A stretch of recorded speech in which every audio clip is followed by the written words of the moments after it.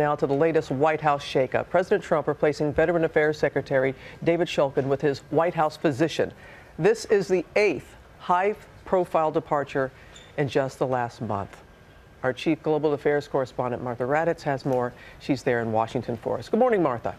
Good morning, Robin. David Shulkin knew this was coming, but he is not happy about it and is making that clear this morning, writing about the toxic, chaotic, disrespectful environment that is Washington and saying it should not be this hard to serve your country.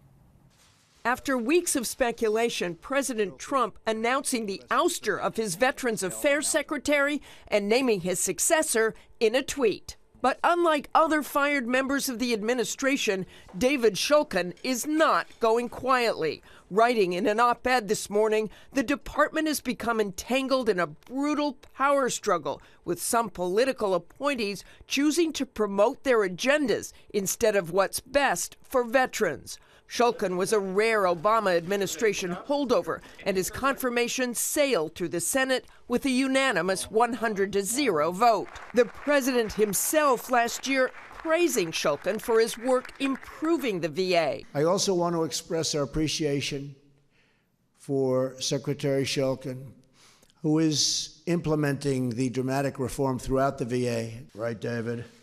Better be David.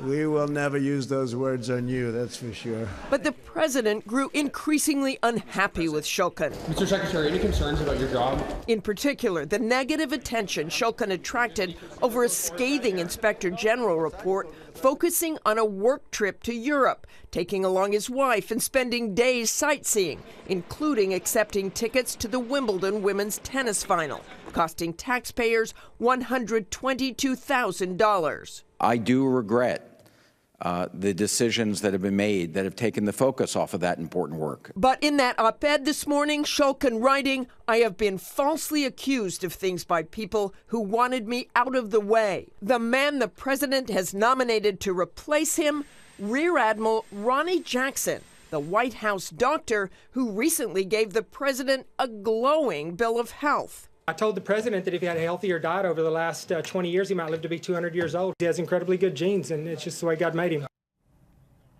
Dr. Jackson, who did deploy to Iraq, has served as White House physician for 3 different administrations, but he's about to take on the second largest department in the administration, serving more than 9 million veterans without a whole lot of management experience, Robin. As you pointed out, and many have pointed out that as well, Dr. Jackson has not led any companies, any bureaucracies. That's right. But I think, like all political appointees, he'll surround himself with people who have that experience. But improving veterans care has been a central theme in the Trump presidency. So this is a very big and very important job, not only to Trump, but all of our veterans out there, Robin. Very important people that he's serving. All right, Martha, thank you.